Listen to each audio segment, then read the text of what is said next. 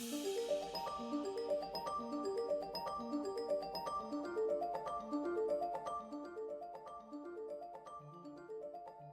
right, brother, we're recording. You locked in on your side? Yes, sir.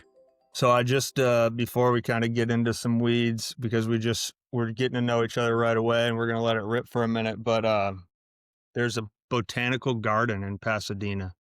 I'm pretty sure. I'm drawing a blank. Not Huntington, maybe, but you know what I'm talking about? Is it Yeah. Huntington? Yeah. Okay. And it's massive, right? Yeah, so I went there a couple years ago, and if I'm drawing my memory accurately, it like replicates the whole world's ecosystems. I think it had like Yeah. Australia and all this stuff. Is that? Do you ever Yeah. go? Oh, yeah. All the time. We used to take our kids there too. I mean, it was fabulous. Yeah, they have they have the Japanese gardens, they got the Yeah, desert, they got, the bamboo forests, they got yeah, everything, so it's awesome. yeah. That place is phenomenal. So. Give me a background a little bit. Are you from California? What's this? What brought you to Pasadena, or took you to Pasadena, I should say? Yeah, so I am from California, grew up in the Bay Area, and then went to UCLA for undergrad, and just really liked Los Angeles, to be honest with you. Yeah, Um, Many people, I don't think many people don't see the beauty of Los Angeles, but when you can go into the San Gabriel Mountains or the Santa Monica Mountains, and also be at the ocean, you're at some of the best. I used to mountain bike quite a bit and hike, and you can be at some of the best trails in all of California, and also be at some of the best beaches and ocean, as well as the best, some of the best food. It's just an epic melting pot of everything. And so I liked Los Angeles. Um, and then I went to school. I think the only reason I would actually move from California would be to go to medical school at Harvard. And so I got accepted to the Harvard MD PhD program. beautiful. And it's a fully funded program. And so I was out in Boston for 9 years, and that's where I met my now wife. And she grew up in Hawaii, and did not like the East Coast as much in terms of weather. And so one of the places that we sort of decided to, that we could both live was, again, Southern California. And so we came back to Southern California. I always really liked it. And so I was completely fine with it. She liked the weather, so we decided to kind of hit the Southern California. Pasadena was just a random. I was doing my residency at UCLA at the VA Hmm. at UCLA, and she was doing grad school at Claremont, and so Pasadena just happened to be this perfect intermediary between the two, and it just ended up, we've been here ever since. So pretty awesome place. Yeah, well, this is my first thought, but then I will tap into a little bit of like your background educationally and kind of what you got to and I'll probably explain at some point how I got intrigued by your work. But this just came off the top of my head. Because as I mentioned before we press record, I was in Major League Baseball for the last couple summers. And one of the reasons why I went there, I would say like spiritually, like to learn more about myself and awareness is because you could travel the country for free. The team would pay for it. And so I really enjoyed the access points to be able to see all these major cities in America and not have to cover it. And that was really intriguing to me to take a role like that. But I'm from the Midwest, so I grew up outside Detroit, and then I lived in the Bay for like I said, the last 4 years. I've spent a ton of time in Pasadena and Los Angeles area. I was in Boston. We played the Red Sox. I went and toured Harvard and did a lot of stuff there, which was beautiful.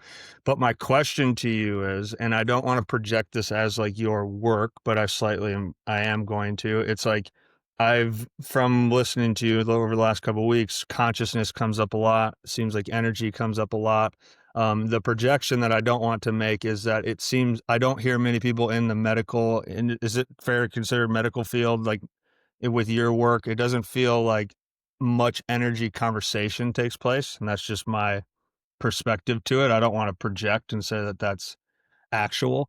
But one of the things that I've learned about health, and this is really the question, is I really do feel like when you become in tune and you travel and you move to different parts around the world, or in this case, the country, your consciousness expands because of pure energy of like cities, and not just cities but like nature, and like so you mentioned Hawaii, Boston, or LA, or Pasadena in that matter. And that's why I liked that garden in Pasadena, because it was so many things at once, right? And so I'm kind of just asking this because I've heard you talk so much about consciousness and energy over as I've studied your work over the last couple weeks. Do you find just a natural, intuitive connection to energy in and outside the body, based off of like spending those times in different pockets around the country? Like you lived in Boston, which is the exact opposite side of the country than California. So like, Totally. you know where I'm going with that? Like I feel. Totally. Oh yeah, yeah, yeah, yeah, yeah. I was not always into it, at least consciously. I think there's a part of it consciously that you really bring in, that I brought in through my trainings. So consciously, no, but growing up, um, there was always this element of oneness, I think, uh, and even like I remember like I traveled, when I graduated from UCLA, kind of tangent. When I graduated from UCLA, I was fairly certain I wanted to go into medical school or some sort of research path. Um, and but I wasn't ready yet to do it. And I felt like I hadn't explored the world, even though I'd traveled extensively throughout Europe and Eastern Europe and Turkey. And um, I I could envision myself. I felt comfortable enough where I could envision myself going to many places in the world and saying, I could exit an airport and get a cab and go to a hotel and get lunch, dinner, breakfast, and experience the attractions and get to know the people and stuff like that in pretty much all of the world, except for I didn't know what Africa looked like. Like Mm, I couldn't imagine what it was like getting off a plane in Kenya. So I chose, right? So I was like, okay, where's the place that I can't imagine? Like, I don't know. Like, do they have roads? And this was back in 1998. This was actually when the US embassies were bombed. wow. And, so I chose to go about 2 months after the US embassies were bombed in Nairobi and in Tanzania. And so I traveled throughout Africa, Eastern Africa and Southern Africa for about 3 months or so. And, this one person came up to me. We would go through these villages, and this one person came up to me. And what we would do is we were backpacking and camping the whole way through. Beautiful. And when we would set up camp, we'd set up camp, and then we would go into the village. And usually we would find a place like the local bar or the local hangout. And we'd go there, and uh, and we'd walk in, we'd order and stuff. And this guy comes in, right? And so I'm sitting at the bar stool, and this guy comes in, he puts his hand on my shoulder, right? I'm going, did I do something wrong? Sort of No, yeah, thing. totally. And he goes, hey, can I buy you a beer? And I go, sure. Like, like I'm here with this group. And he goes, I just want to thank you because out of your entire group, you're the only one who made eye contact with us and said hello. Wow. And I was like, The chills. really? Like, I feel like I'm with, and that element of, and it wasn't like, that's what I mean. Like, it wasn't conscious, but it was lived, right? And so it's sort of like we're all like we're human, right? We're it doesn't matter where we are in the world, we're human, and to be able to connect on whether it's through eyes or through touch or through energy, as you're talking about, right? All those aspects, in my view, are sort of different elements of energetic connection. Right, Mm, language is another energetic connection. Eye contact is another energetic connection. Right, touch, non-touch, whatever it might be. And so, it, initially it was unconscious, and then it became conscious. And that's where I think my world kind of started to expand, like you said, because it became conscious. And once it became conscious, there was sort of like an increased evolutionary speed of that conscious evolution, of that conscious development that occurred in me, that was already present, but through consciousness sort of allowed it to expand even more. And I feel like that's sort of where I'm at now, and still working on that, and still expanding it consciously, as sort of a feed forward loop. We bring conscious awareness to it, that accelerates the movement. I feel it. There's a felt sense in the body. I ask myself about that felt sense in connection with the energies that are present, and then again another conscious feed forward, and it's sort of like this, almost like a feed forward spiral that creates like an energy vortex, in essence, that you're creating it yourself, right? So now you become this sort of superconductor, in essence, if that makes sense. Total sense. I think like one of the things that I get caught up on a lot in two sides of it is like one, can you definitively put into words consciousness from your viewpoint and kind of leading on that energy side? And then I always get caught individually of with awareness because I do think consciousness gets to a point where there is no words, there is no definitiveness to what we're communicating, and that's probably my own confusion. But I'd love to throw that at you and just like looking at it through that frame, like what's your where you're at right now with what you just expressed? What would you definitively call consciousness? And then I guess we can kind of rip from there. But the second part with that would be like, as you're expanding consciousness into unknowns, I can probably pause, but it's more of what is the vortex? What is the energy? What's the meaning? What's the reasoning for feeling sensation, if that makes sense? But I do want to hammer out the definitive point of what consciousness is or energy is in your perspective. Yeah. So I use I use consciousness and awareness sort of interchangeably. Um, so consciousness is, uh, and I use it interchangeably, but there is a bit of distinction, I think, to be made. So awareness to me is just a word. It's sort of a word um, of the unmanifest energy field. Mm, That's awareness. mhm. Consciousness includes the unmanifest energy field, as well as everything that emanates from it. And that includes essentially that includes all objects, Sure. thought, emotions, sensations. That's all consciousness. That's where for me the term all one comes from, is all these manifest is consciousness. But it's also, consciousness also includes the unmanifest as well. Um, if I was to look at it, I think in like Tai Chi, awareness, or the all one, it would be Wu Ji, right? And then from the Wu Ji, from this unmanifest, undifferentiated, total potential, like where everything is possible. Like we can't even imagine it Right. mentally, because there's limitations in even our imaginations, right? There's this just undifferentiated, non-local, like no limit, limitless field. From this, then a single sort of there's a movement from this, and that then starts the differentiation from the Wu Ji into the Tai Chi, which is then the polarity. Mm, Um, and so for me, when I use the word consciousness, I'm referring to not only that Wu Ji, but also all the differentiations from that emerge, sure.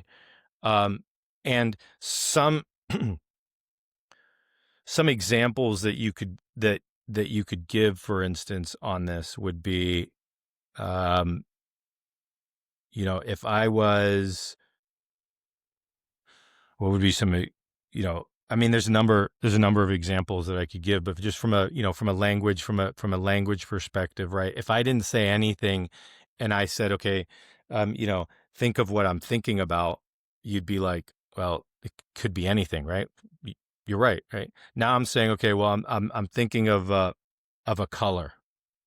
Okay. Okay. Now what happens? Now what happened? So when I didn't say anything, that would be like pure awareness. When I Sure. said color, now you're one element. You've taken that total potential and you've constrained it to a bit, right? And you say, okay, well, now I'm kind of limiting it because you said color, but I still have, thousands of different colors that I could choose from. You're not really, I could go from, you know, and are we talking about the colors that I can see, or the, at what point in the electromagnetic spectrum of colors? Um, the other examples that I like from like pictures, for instance, are I love water, probably because of the cerebrospinal Yeah. fluid and stuff like Yeah. that. Water being the symbol of cleanliness, purity, purification, but also just water sitting being pure awareness. And then as the water condenses and you get a water droplet that's forming, let's say kind of sort of on the leaf, you get a water droplet that's forming. And then now that water droplet from a big pool of water starts to kind of fall, right? Mm. So the bigger pool of water is sort of awareness, and then as that's falling, that's then the conscious manifestation of the water droplet from the pool of water. And Mm. now you start to get a little bit of that differentiation. You can start seeing it as separate, even though it's not separate. And even as the droplet falls, you can actually see it. It's sort of you think of it as a separate entity, but it's not, right? It's still the water molecule that was present here back in this big droplet. It just has dropped due to gravity or condensation or whatever it might be. Um, and so the way that I see it is sort of like, it's sort of like the Wu-Ji is total awareness, this undifferentiated. From that, which includes consciousness, but consciousness also then includes everything that emanates from this sphere Okay. of what we are, language and words and sounds and colors and things like that. Um, Energy is sort of a different word for the Wu-Ji, consciousness, awareness. Some people, we can relate to it in different ways. And so the way that I kind of try to use language is, how can we use language so that we can cast the widest net, so more people can understand this language or these topics, without shunning them, or without saying, without trying to get the most people to understand it. Sure. And that's where whether you're using energy, whether you're using frequency, whether you're using consciousness, it's all kind of the same language, this in describing the same thing. So an awareness, an emotion has an energy, right? Mm. Is an energy. If happiness has a different frequency than sadness, but it's still an energy, right? The color blue is different if you look at it than the color red, but it's still an energy, right? The sound waves, uh, the different chords on a piano, right? You hear them differently, but it's still an energy. It's just on a different frequency, right? No doubt. I can't see the energetic waves of, radios and radio stations are projecting these energetic waves throughout, and 5G and whatnot, right? I can't see them, But does that mean that they don't exist? Of course they exist, right? Because I can be driving in a car and I can actually change the tuner on my radio and get different information that's coming in. And so something is going in, grabbing that frequency, pulling it in, and now I can hear this very clean sound, right, coming through my radio, and I can dance or sing to it or whatever it is, or change the tuner. That radio, let's say I'm listening to 97.3. If I go to 97.7, 97.3 didn't disappear in the atmosphere, but I'm not hearing it anymore. Right now, I'm hearing 97.7, and so so that's like a description. Whether you're looking at electromagnetic frequencies, whether you're looking at radio frequencies, whatever you're looking at. That's all sort of energy that some people can relate to, that some people can be like, oh, interesting. Yeah, okay. So color, right? Or sound, or these frequencies that like we don't see but are there, and I can actually change a dial on my car and get a different information coming in. Well, we have that same capacity as well. Right? And so not only are we emitters, right? So not only are we the generators of energy and the generators of signals that are being emitted into the world and into the universe, but we're also we're transmitters, but we're also receivers. Right? So we have this dual kind of, we can generate, but we're also receivers of this. And so to me, consciously understanding that and learning how to be an emitter, right, of energy, but also understand that we're also receivers, and knowing how to navigate the receptivity of energies, because some people are very sensitive to this and might be overblown by so many energies that are out there. Right? Or the potency of them are so like, oh my God, I can't make any sense of it. Well, absolutely. We can't make any, because if I played every single radio station at once in your car, what would you do? You'd be like, turn this off, please. Like, same thing could happen. Same thing could actually be happening to our system. And that's what, that's kind of what we're understanding, as opposed to, oh, I got 93.3 playing right now. Sweet. I can handle this, right? And I can actually learn how to also turn down the volume or turn it up depending on what's necessary. So that's kind of my breakdown of awareness, consciousness, energy. It's all kind of the same. It's all kind of one in the same, with different ways of sort of talking about it. Because at the end of the day, from my perspective, it's all energy. Whether it's what I call potential energy, that has potency in it, that's not yet moving or manifest, or kinetic energy that actually has the ability, that's actually moving. And so it's all energy. What is potential? I don't understand potential energy as much when you say it. Yeah. So great question, right? So potential energy would be awareness, would be that Wu Ji, would be the total potentiality. Okay. A really good analogy of this is if I have a body of water, a lake, and I have a dam on one side of it, right? And I block the dam, all that water is stored.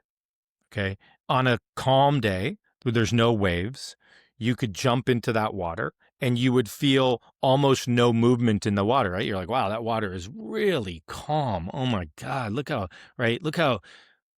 so peaceful in this water, right? You don't know the energy that water has stored in it, because it's potential energy. That has potency in it, but it's not being used. We're not seeing it manifest. Okay. Now, all of a sudden, I open up the dam. What happens? All of a sudden, the water starts moving, right? Now you've just changed the potential energy into kinetic energy, into movement. Now you're sitting at one side of the lake and you're like, whoa, I'm starting to move. I'm starting to be pulled down here. Oh, yeah, I'm going over the dam, right? Now you're in the river and you're like, whoa, we're flowing in the river, right? We're going right whitewater rafting. You're like, wait, what happened? Because I was just in this river and it had all this potency. Oh, I didn't realize there was so much potency in it until something happened that started to move the potency that then led to the river forming and having the Grand Canyon downstream. Right. And so you're like, whoa, okay. So that's a really good sort of analogy of potency, of potential energy that's stored. That's awareness. Wow. Okay. So when the unmanifest manifests, right? When the river comes from the potential, right? A glacier or a frozen ice on top of a mountain, you're like, oh, well, it's frozen, it's cool, right? And then all of a sudden it starts melting, and you're like, oh, geesh. Now we're getting water movement, right? So the potential energy being stored in the ice, the potential energy being stored in a lake, potential being stored, the total potential being stored in awareness, being stored in that Wu-Ji, being stored in that totally undifferentiated, unmanifest zone, where then we consciously can open up through this potential energy, through this awareness, can open up a lever or a spigot, let's say, similar to the lake and the river, and we say, what are we going to do? Right. Where is it coming from? Right? Where is that? Oh, it's coming from pure awareness. It's coming from the Wu-Ji. It's coming from the unmanifest. Right. And now that then becomes the potential. That then becomes the kinetic energy. That becomes the movement. That becomes the manifestation. Right. Including all the words that I'm speaking. All right. Prior to the language coming out, I don't know what's coming out. As it coming out, boom, all of a sudden, right now there's a specific word. And we're trying to be as specific as possible so that people can kind of understand it. So that's the potential energy, right? So when we talk about awareness, or pure awareness, or I sort of talk about undifferentiated consciousness versus differentiated consciousness, unmanifest versus manifest. The undifferentiated consciousness would be the awareness. Differentiated consciousness is where you have that slight, there's a bit of manifestation that's occurring, right? And so that to me is also like a way of living. Sure. Right? It's sort of like, okay, well, how do I learn how to do that, right? How do you learn how to do that? Well, first sort of, for me at least, it's have a practice where you are going back to awareness. You're going back to total potentiality. Okay. And a lot of times what this feels like is there's an energy, even now when we're talking, right? Your energy is forward. Your energy is sort of propelled into the microphone, into the screen, into the camera, right? If you just kind of if you just almost like say, okay, you know what? Exactly. And you actually did it physically, right? But there's an attention aspect that also did that. Yeah. Inside your brain, inside your body, inside your heart, you sort of like allowed your attention to rest, right? It's sort of like you have this high beam, you have this 10,000 lumen light, and you're saying, okay, I'm shining it there, right? And then you're saying, okay, you know what? I'm going to come back to the light bulb. Yeah. So take the light and take the light that's shining out and bring it back and reflect it onto the light bulb, so that the source of the light is reflecting back on itself, and the source is resting on itself as opposed to going out. Mm.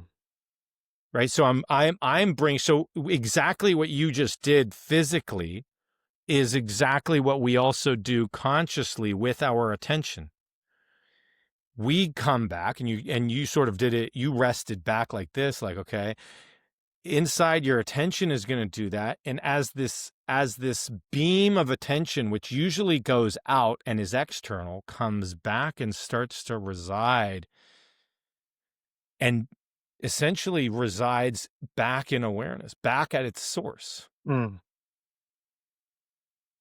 And we practice that, that's what Rumi sort of called going back home. right? How often do you spend going back home? How often do you spend visiting yourself? How often do you spend visiting your own home, right? Where is your own home? And just having those sorts of inquiries. Because we are awareness. Exactly. Yeah. I think that one of the things that I know that I want to just share the story with you. I don't even know. Yeah, I'm just gonna share it. I don't remember. It was, we'll call it like 5 years ago. To get to the climax of, because I want to stay on this thought. But it's like I was doing this training thing. This guy told me to go see this coach. I didn't really care to do it, and he just like paid for me to go do it. Right. So I have no idea. Now, at the time, I'd been doing breath work for a significant amount of time. I was very, I came at breath work. I was doing it as a coach. I came up very like educationally. It was like, all how do you gather knowledge and information, then regurgitate it and teach like that, which is fine. But I did this practice where this guy's having me do, and now I can talk about, but I want to try to talk like I was then. You know what I'm saying? I don't want to talk about how I feel with it now. But this guy's having me do this breath work, and I'm like pulling breath up, and then all of a sudden he has me visualize a fire in my third eye. Mm, And he starts having me feed intention into my third eye. mm, And I was really dialed into it. And then he's like, okay, with your eyes closed, walk that flame up your forehead until it's over the middle of the head, right? And my eyes are rolling in the back of my head. I got my hands on my heart. I'm breathing. And I don't remember this guy. I can't, if this guy walked in the room right now, I wouldn't know what he looked like. I don't remember this guy. but, but he starts shouting at me to say, like, what is on my mind? Like, what am I feeling? Right. And I had a barrier that was happening, and one of the people that I could feel in my head, but in my heart, I had to, like, verbalize the person's name, right? And he obviously felt it on me because he's shouting. He's like, "Say it, like, say it, like, get it out of you." And then finally, I just start water working, like, tearing mm. like crazy, and I say the name, and then we kinda ended, right? Like, then he leaves and I move on with life, and I went and saunaed with a buddy that night, and I just started crying for, like, the next, like, 3 to 4 days. Like, it was like weight was just leaving me, right? And I was uncontrollable crying. Like, I didn't know when it was gonna come. I'd feel normal, and then I'd just start crying, and it happened for about 3 or 4 days. And then, in the form of manifestation, I've never felt or had friction towards what I was experiencing at the time because I had a block in like my career. I was like very insecure at this position in my life, and it went away, right? And then irresponsibly, I kind of started doing that with people, and like helping and like doing energy work with people, but I started noticing people were having similar responses as me. They were crying transformationally, transcending, whatever verbiage you want to use, which I do want to get back to language because heavily believe in us trying to understand the language of what we're all talking about. But where I've understood that now, if I put it really simple and then hand the mic over to you, is I've realized from our cerebrospinal fluid into the pineal gland, basically, if I can move water, which I'm thinking of what you're saying, I'm essentially kinetically maybe or like intentionally moving water. And then I'm getting chills as I'm saying this right now. And then if I'm visualizing accurately and I'm using my intuitive chakra, and I'm creating so much intention through the mind and now I'm involving my heart. So I'm essentially doing movement with emotion and mentality, intentionality. And then I think the thing that I have like a question for, and as I'm leaning in towards Reiki, I don't want to throw so much at you, but one of the things that I like, can't stop pursuing with energy because it just keeps coming at me and I'm obsessed with it now. Um, is there's got to be some sort of structure or understanding of where we're kind of going with our manifestations because it's like, what is our, I'm understanding the science and the movement, I guess, is what I'm saying, to expand into potential. And I'm seeing the possibility of that. And that's both beautiful and also like terrifying.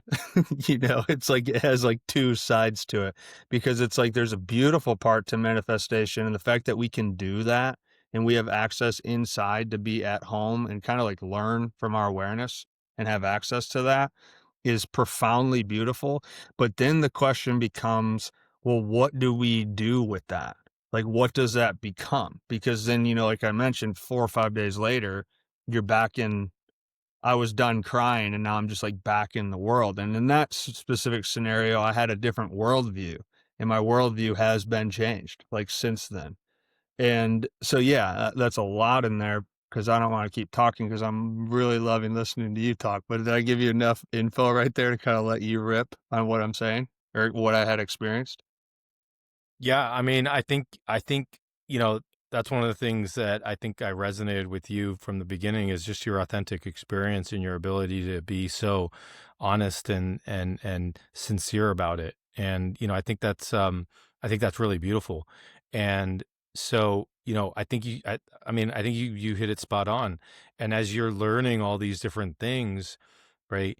Even having an understanding of sort of, oh wow, that happened 5 years ago, and I'm actually, as I'm learning all these different things, I'm putting it all together. Like I was doing this breath work and I was moving this water. Absolutely, right. You were moving your cerebrospinal fluid within the middle of your spine, within the pineal, within the third ventricle of your brain. You are actually causing that potential energy that's stored in the spine in the cerebrospinal fluid to now become kinetic, to Mm, actually start moving.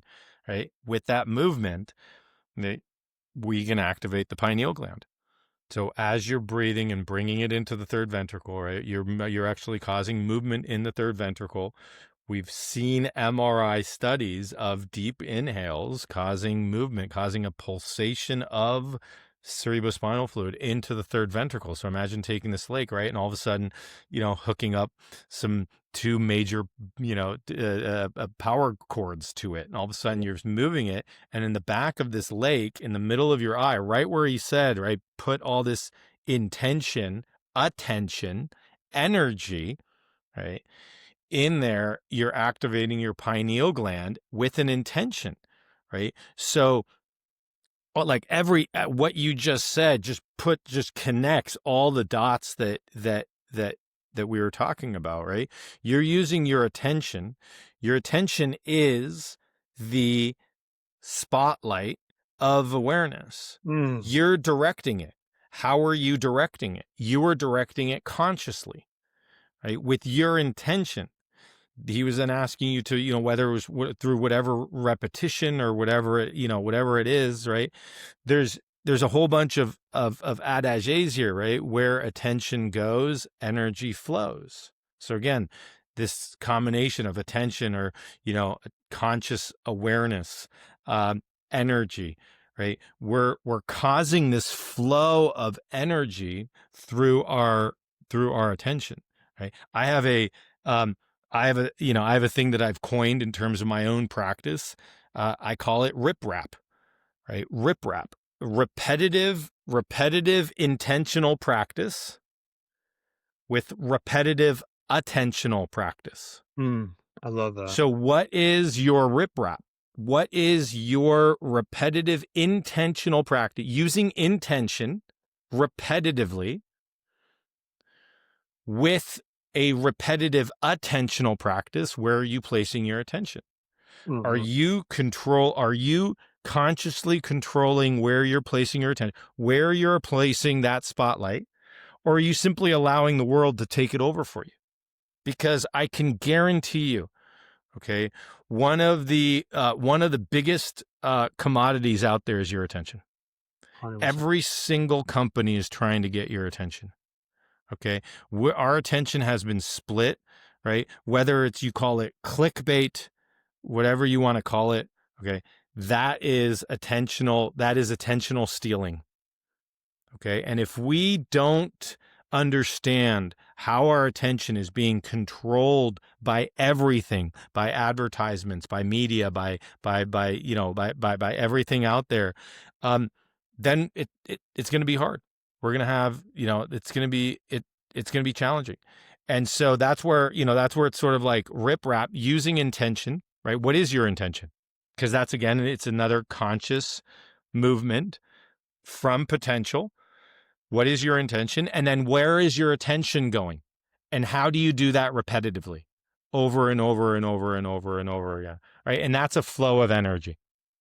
Um, and so, you know, a absolutely, like, what that person was doing was helping you take that energy, stored energy, whatever it was, causing it to move, right? And just like if you take that lake and cause it to move, now you get into the river, right? And maybe there's some stagnation in the river, and so it's not flowing as well.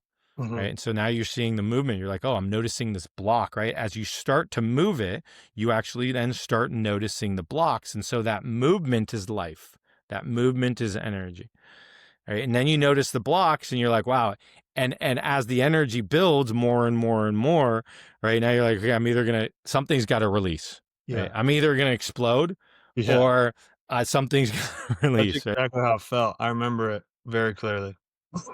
And you released it, Yeah. right? God bless that you are actually able to vocalize it, because what is then vocalization? Another form of energy, right? So that's why I even said, like, even if you don't, like, if you don't have a name, right? Vocalize, like, even if what is showing up for you, what energy is appearing, right? A lot of people have this sort of stuck, tense, dammed up energy, and really, they might not have a name like you, right? Which is totally common. But even just making some strange sounds, right? Yeah. Whatever comes out, singing, humming, whatever it is. Yelling at a wall. You don't have to be yelling at someone, right? It's like if you're angry at somebody, you don't have to take it out on that person, but Yeah. there's an energy that's stored, and we can release that to a wall, right? Yell it. To whatever that again, what we're doing is we're allowing that to move, so that when we do come back to our home, there's a greater sense of serenity. There's a decrease in suffering. And um and that can be very powerful. No And doubt. so, right, movement. Some people will move their hands or arms, or feel like, like they feel like there's energy, let's say, stuck in their neck, and they feel like it's stuck in their shoulder.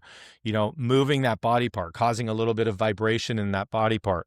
That's why I think some energy healers, right? It's like whether you're using sound, or whether you're using movement, or whether you're using massage or myofascial release, or any of these, right? What we're trying to do is we're just trying to get the tissues so that the energy can move freely, and that you can be in this full expressive, that there's no blocks, there's no barriers, et cetera, et cetera. And so you might have the desire to say something. You might have the desire to move your neck, or you might have these things, kriya, as they call them, sort of movements of the arms or things. And if you feel like you have that this sort of spontaneous desire to move or to make a movement, right? Twirling, right? Doing twirls or sort of circles can be pretty common as you stand up and you do twirls. Um, um,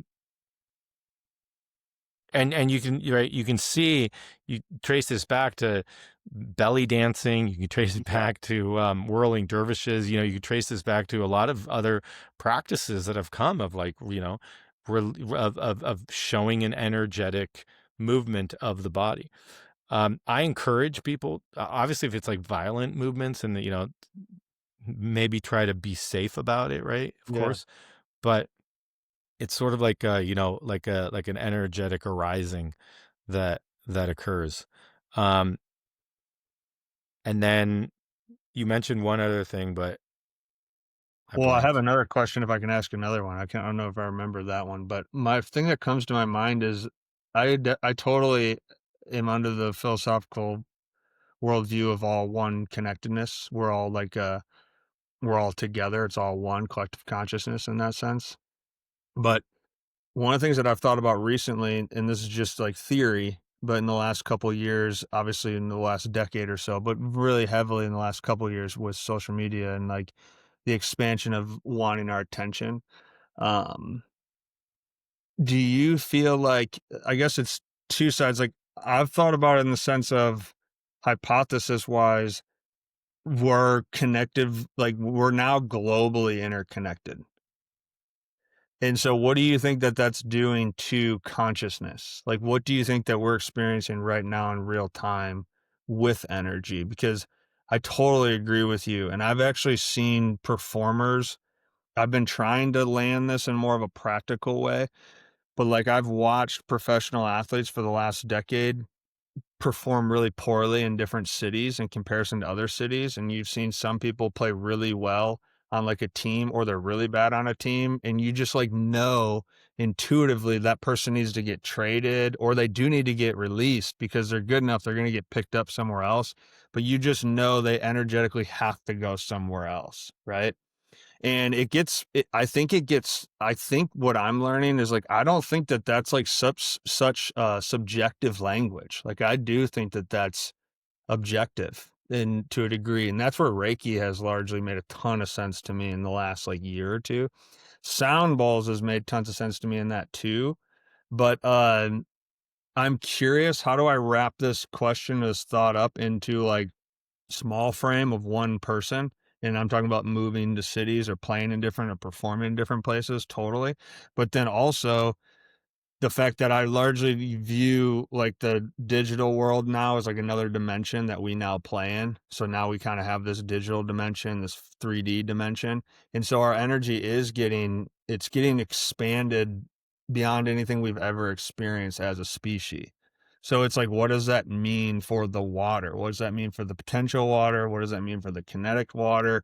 What is the responsibility? Are we supposed to feel responsible for the whole world's energy, or do we just stay home in our own energy? You see what I'm saying with all that? Like, it's a lot of philosophy and theory, I know that, but that's where I come into energy, and that's what's so cool to me in the current moment of, like, the landscape that we're at in society. And I know I paired society and a pro sport, a pro athlete, but that's just been my lens for, like I said, the last 10 years. I've just, like, watched people perform differently based off of energy.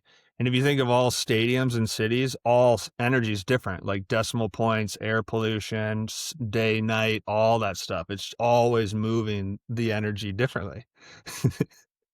So you bring up so many different points Yeah, here, sorry. and from your own, and this is how hypotheses are born, right? And this is how studies are born is noticing thing and asking the question, right? What are the things, anytime that you try to do an experiment, it's sort of like, what are the things that we can measure and what are the things that we can't measure? Right? Performance in a city, a performance in a stadium. What are the, or, well, is it the city or is it the team? Right. So then looking at factors such as, well, that person was just traded and went back to that same city. And it seemed like they were much happier at that team, but they didn't, and they performed much better in that stadium. So then, so then you're sort of arguing against the city. Right. Um, this would be kind of like one of those fascinating things that we have the data for, getting a data scientist to take a look at that, right? Picking, let's say, 10 athletes and saying, okay, these people have been traded, and you might even have a sense of like who those 10 people are, right? But these people have been traded, they've been on 3 different teams. And my sense is that, there's an energetic, you'd have to come up with a hypothesis. It would be sort of like, my sense is that the hypothesis would be that, when they're playing in New York or when they're playing in Pittsburgh, that, they don't play well. And it's actually a city resonance thing as opposed to a team. And then you'd see, right? And with sports, I think one of the cool things about sports is it's probably one of the best fields where data, like data is out there, and Totally. having a data scientist take a look at that would not be difficult to do. And so I encourage you to do that if you have the funding or anything like that, or if you want to look into finding people. We can definitely look together and see if those are sort of the things that you're looking and pursuing. Um, from a from an energetic adding modalities perspective, I'm a big fan. You're mentioning learning Reiki. You're mentioning learning sound bowls. You're mentioning, learning a sort of putting this.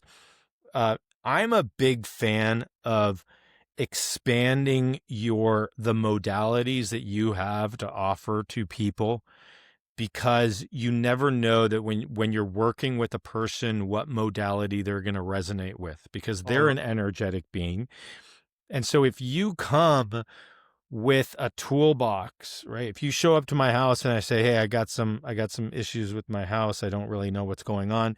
And all you have is a wrench, well, Yeah. you're going to be looking for things that you can,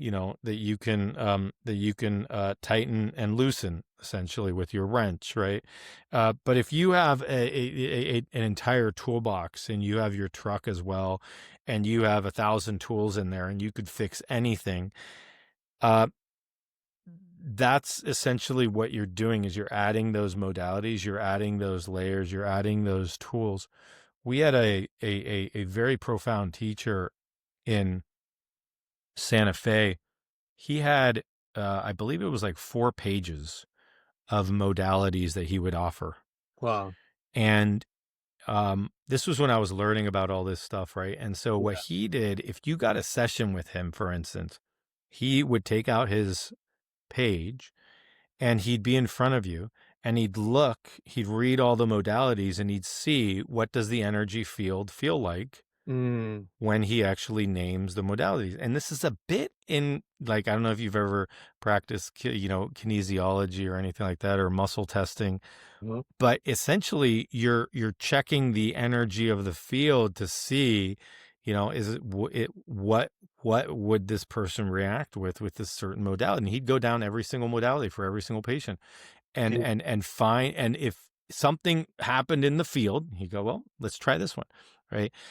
Muscle testing is also a very, very interesting way of sort of, just testing this as well, is maybe you write the word out of the modality, and you put in your hand, and you check, you do a muscle testing experiment with it. So I'm a big fan of it, because I think that the more tools you have, the better.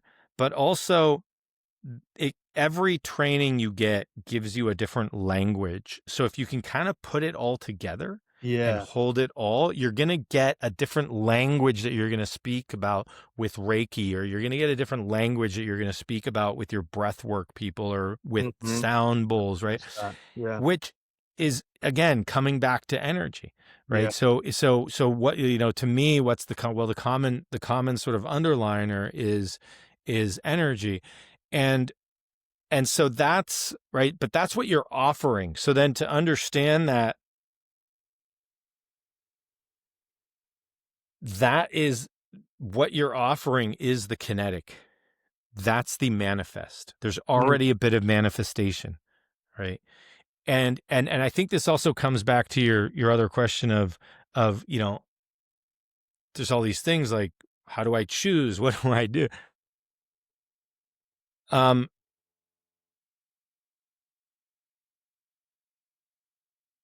in essence, like, removing our ego from that movement, and when we practice that movement of back to true self, back to true nature, back to that home, back to awareness, back to Wu-Ji, back to pure potentiality, we rest there,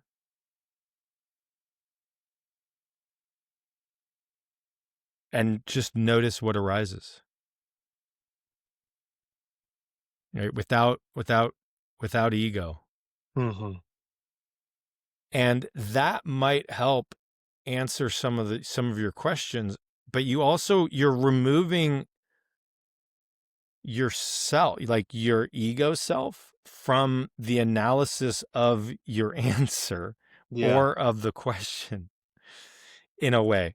I don't know if that makes sense, but it's It's sort of all. like, and I wouldn't, and when I say, like, learn the tools, but then don't be so attached to a tool that you're like, oh, I got to use Reiki on every person, right? Right. Or oh, I just learned this. It's like, no, right? Come back to yourself, come back to that pure awareness, maybe sit in the room with the person and see what comes up, right? You might be surprised what emerges. It might be, right? Like, I was called to just give you a hug. Yeah, And they're like, totally. I'm not paying $100 for look, that's what the energy calls. Yeah.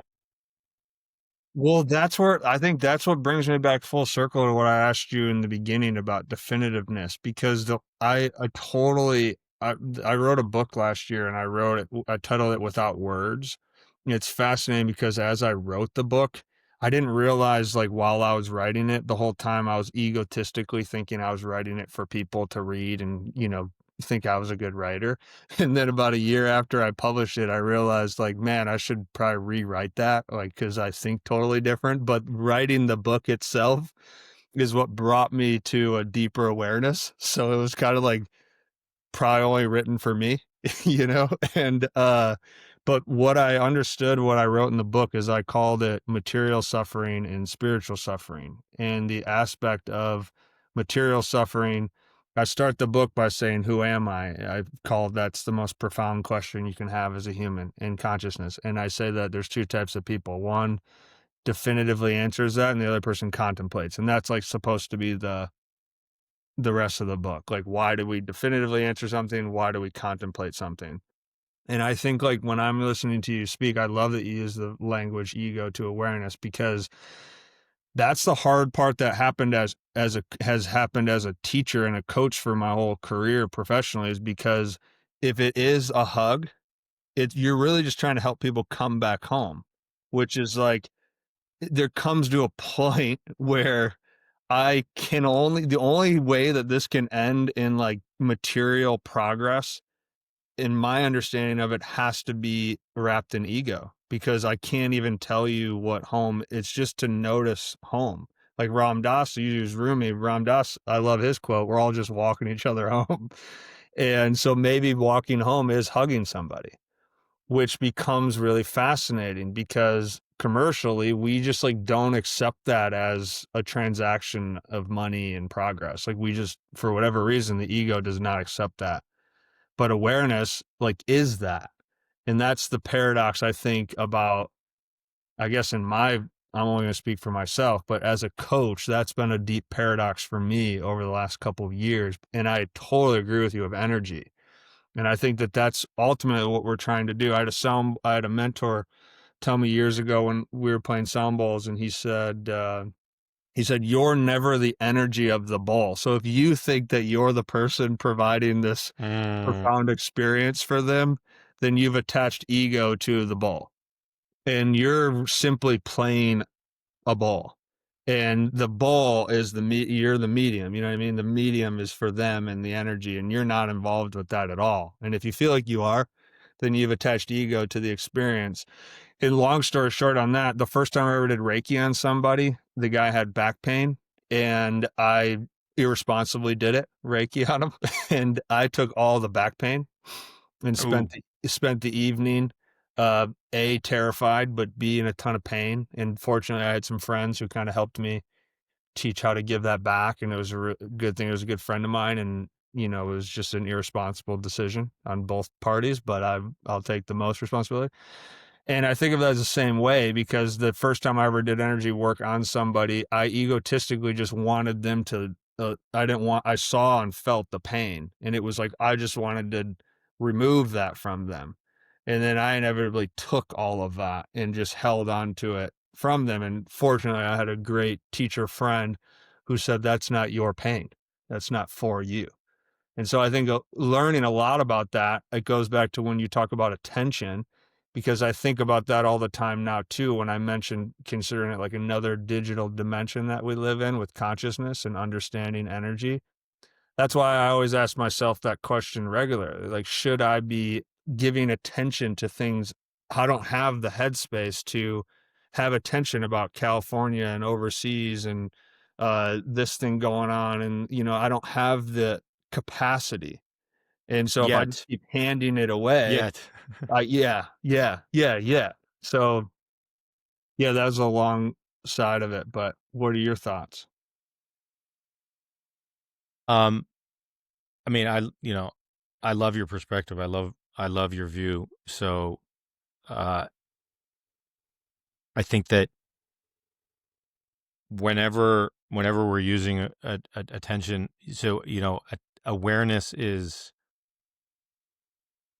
unlimited. It's limitless. It's boundless, but yet we all have what we call like a zone of tolerance or a window of tolerance that we can tolerate what we're paying attention to. And so with attentional practices or coming back to awareness, essentially what we're doing over time is, although it's a seemingly it's seemingly expanding awareness. Awareness is already expansive. It's just a matter of what we're capable of holding with our nervous system and our physical system. Beautiful. With time, we can learn how to hold more and more and more and more and more, which seems like our awareness is expanding, but in reality, we're just able, our nervous system, our whole system is expanding the zone of tolerance that we can actually hold. Wow, There's beautiful. very, there are very specific practices that one can do, including attentional practices, um, very basic. And this comes from a lot of, trauma work and things like that, but where you're, where exposure therapy or, even if you haven't been, traumatized or anything like that, learning how to titrate things that maybe you feel uncomfortable with, or you feel that doesn't seem like, I'm not ready to pay attention to the whole world yet or something like that. Fine. Right. Then you understand that, right? And you understand that this is my zone of tolerance, and that's perfectly fine. And we're not judging ourselves. I'm not judging you because you can't, do this. But yet, if you want to, and that's another choice, right? Yeah. Do you want to? Because maybe I don't want to. You know, I'm raising I'm raising 3 kids, and you know what? Spending 5 minutes with them is what I want to do. Yeah. Okay, taking that 5 minutes and learning about what's happening. Not yet. Like, I'm not, will it come? I don't know. But I'm not judging myself because I'm not doing that, right? Um, and yet, right, with these attentional practices, it's sort of like asking myself, just like what you're doing. That's why I love it, right? Is I'm constantly asking myself, where am I placing my attention? Do I want to place my attention in these 15 different things? Because if I want to place my attention in those 15 different things, then guess what? I'm going to learn how to do it Mm. because I want to do it. Well I said. want to learn how to place my attention here and there and there and there and there and there and there. Well, right now, where can I place? Right now, I can place my attention to one place and maybe 2, maybe 3 places, right? Sure. But does that mean that I can't then use my same framework of where am I placing my attention, and then slowly expanding my awareness to also include that 4th dimension that I wasn't really paying attention to before? Absolutely. And can I bring in a 5th dimension and a 6th dimension and a 7th dimension, right? And the practice that I use, if you're interested, right, is a safe practice of your body, embodied practice of multi-attention points with expanding awareness. Right. So essentially what that is, and this is a way that that parallels then, look, I'm paying attention to what's happening in Los Angeles and California and the world and, Japan and Italy and Germany and, whatever it is, right? But it starts very basic, right? I find a place in my body that I feel very safe placing my attention on. Mm. Okay. And usually it's a place that's low, like lower than my attention. Maybe it can be in my heart, but it usually is a place that's sort of lower, depending on how many times you've done this practice. I oftentimes, since I've done this practice very often, I do come to my third eye because I feel very safe and comfortable paying attention to my third Right eye. on. But sometimes it's like the sensation in your feet or the sensation of your thighs on the chair you're on or whatever that is. And literally, right, you're paying attention to the sensation. Let's just take an example. You're paying attention to the sensation of your feet on the floor or, whatever surface they're on.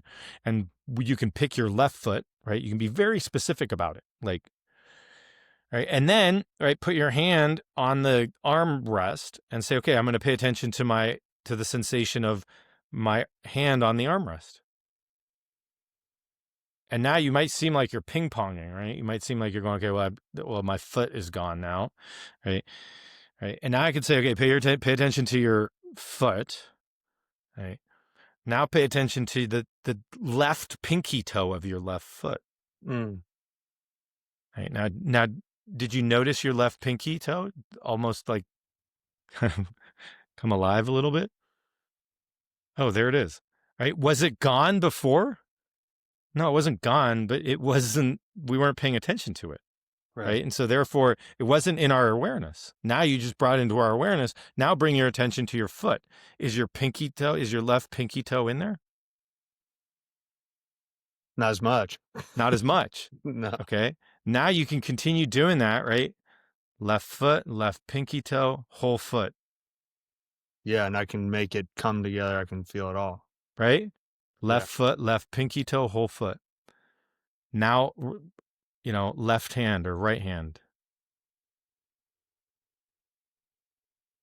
Right. So now what might seemingly be happening to you is that your attention is sort of ping-ponging. It's kind of going from your left pinky toe to your left foot to the whole foot.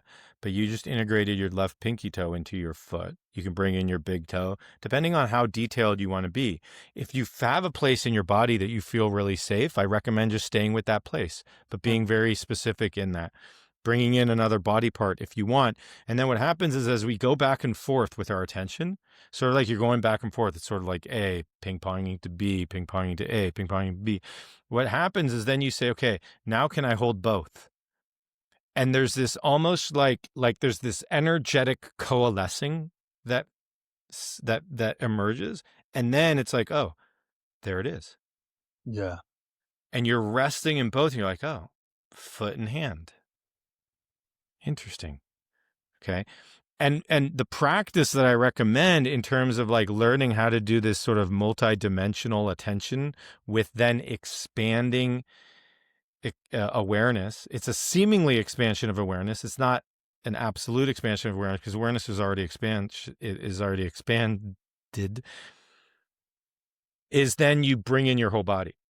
Right. So slowly you bring in your whole body and you feel completely, it's almost like there's this coalescing of you're feeling everything in your body, but you're also feeling your heartbeat and your breathing and the air coming into your lungs and your rib cage expanding and contracting and the digestion, right? And you might start feeling more and more subtle things because you're paying attention to them, but as a whole body, right? And as you pay attention to the whole body, you might actually notice that the boundary between your physical body, like where you place that boundary, starts to dissolve, even though you're fully embodied. So you're totally paying attention to your body. And then you see, you sort of ask yourself, okay, now let me notice my whole body, my whole skin. And now, right, where does my body end and begin? Oh, whoa.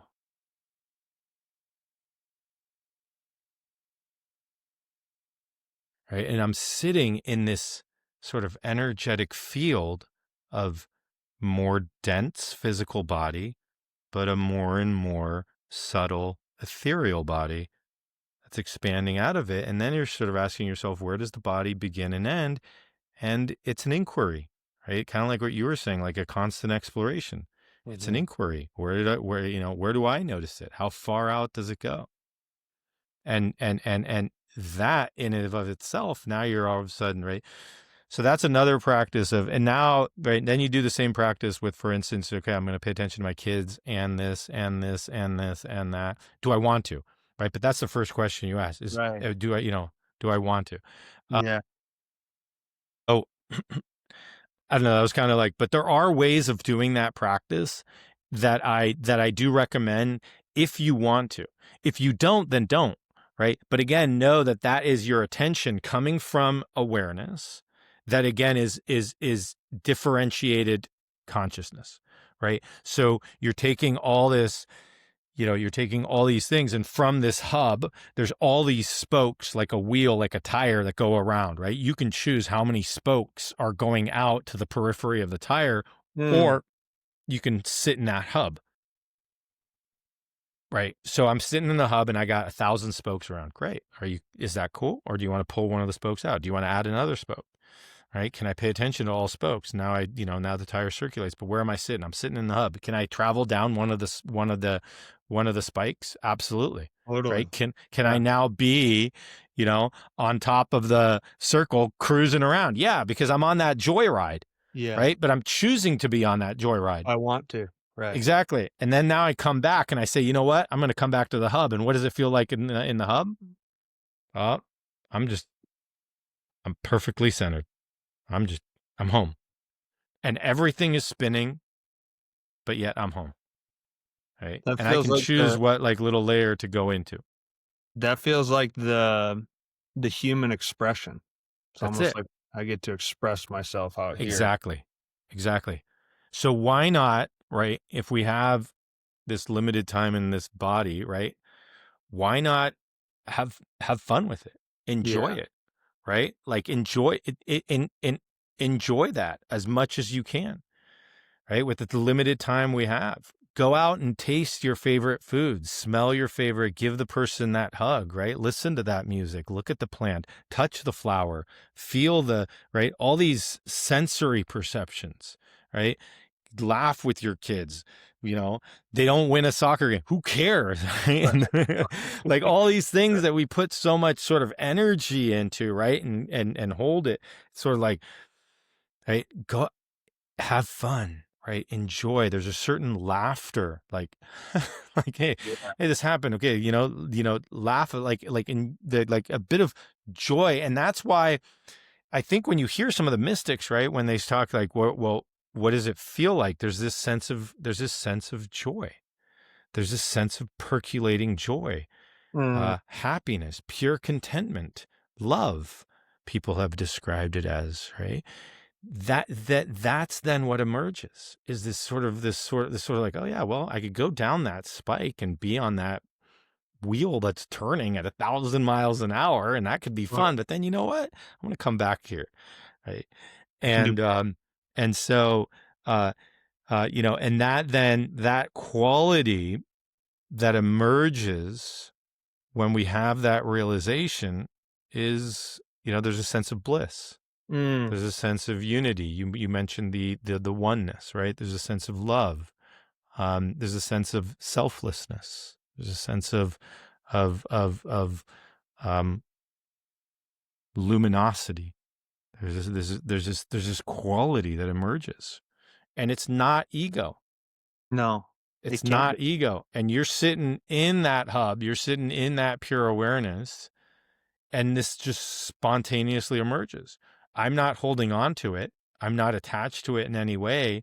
It's almost like the spring is just bubbling and you're allowing that movement to come. Right? I'm not holding on to the water or smashing down the spring, not, or, oh my God, look at all this water. Uh, I'm going to collect it and sell it and stuff. Whoa, whoa, whoa, whoa, whoa. Just be with the right. Exactly. Come back. Right. Yeah. And so that's another, that's another aspect of it, Man, which is that is it's all so right. resonating with everything you've said, right? That's why your authentic experience and the language that you're using is, it's spot on. It's awesome. Well, that's Keep very going. good. I'm honored that we got to get on here and rip. For the pure podcast duties, how do people, for people looking to find you and ways that I found you too? I listened to a handful of stuff on YouTube and you gave some unbelievable, beautiful presentations. But how are some ways people can find more about you after listening to this? Instagram at Dr. Zappaterra. And then it's Dr. Zappaterra, Zappaterra. I'm on YouTube. I put out, I run programs for people who have chronic pain. And so some of those informational programs are recorded and put on YouTube. And those are probably the best ways. I try to respond. I get a lot of requests, so I try to respond to the ones that, again, it's sort of like it's a resonance thing. It's a Sure. vibration thing. Sometimes, I can't respond to everybody. I don't answer medical questions over, over Zoom or email or text.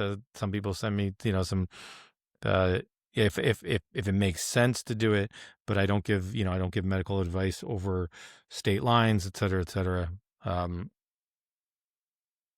about it. Man, I appreciate your time, brother. This was very enjoyable. I am very excited to obviously showcase this, but the timing of finding you in my journey and then just being able to sit and talk to you and listen to you is I'm very grateful for it. I think that I'm in a really fun time. I told my wife July 5th, I was on tour with a musician and we ended in Nashville on 4th of July. It was epic.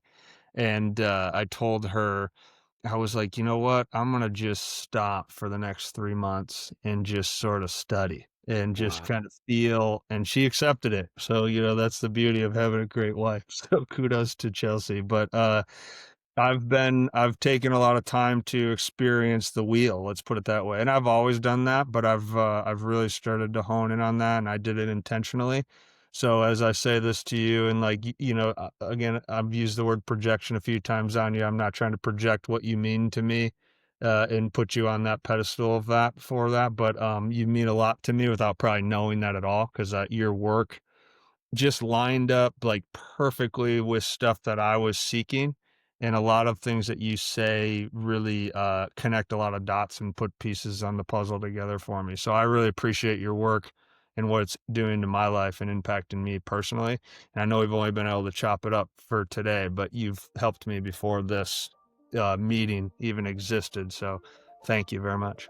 Yeah. Thank you. Thank you. Keep going. You're doing awesome work. Likewise, I'll talk to you soon, and we'll stay in touch, brother. Okay.